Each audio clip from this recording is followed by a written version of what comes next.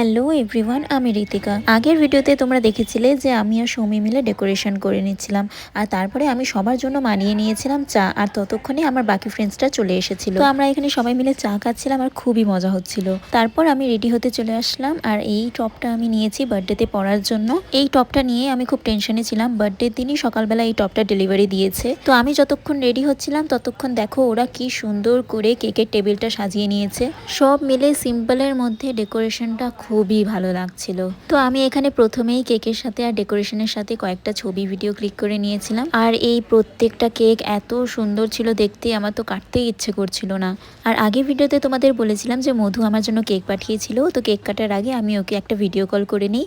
তো এই দেখো ও ভিডিও কলে চলে এসেছে। তো যাই হোক, তারপরে ফাইনালি কেক কাটিংটা হলো। এবার যেহেতু আমার 25th বার্থডে ছিল, তাই বার্থডেটা নিয়ে আমি ভীষণ এক্সাইটেড ছিলাম।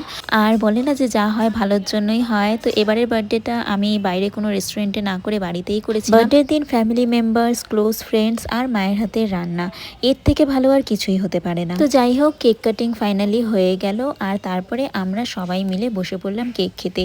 আর তিনটে কেকই ডিফারেন্ট ফ্লেভারের ছিল। একটা ছিল চকলেট ফ্লেভার, একটা ছিল ব্লুবেরি, আর আরও একটা ছিল হোয়াইট ফরেস্ট। আর আমরা এখানে সবাই মিলে বসে কেকগুলো ট্রাই করছিলাম আর ভীষণ মজা হচ্ছিল। আমাদের কেক খাওয়া হয়ে যাওয়ার পর সৌমিকে চলে যেতে হয়েছিল, কারণ সকালে বেরিয়েছে তাই ভীষণ টায়ার্ড ছিল, তাই আমিও আর বেশিক্ষণ আটকাইনি। তো যাই হোক, সৌমি চলে যাওয়ার পর বাকি ফ্রেন্ডসরা খেতে বসে গেছিলো। আর আজকের মেনুতে ছিল ফ্রাইড রাইস, চিকেন, পাঁপড়, আর সাথে ছিল মায়ের হাতের পায়েস, আর ছিল মিষ্টি। তারপর সব ফ্রেন্ডসরা বাড়ি চলে গেল, অ্যান্ড দেন আমি একটু ব্লুবেরি কেকটা খেয়ে নিয়েছিলাম। এটা ভীষণ টেস্টি ছিল। এবারে বার্থডেটা আমার বেস্ট কেটেছে। আজকের জন্য এটুকুই। দেখা হচ্ছে পরের মিনি ব্লগে।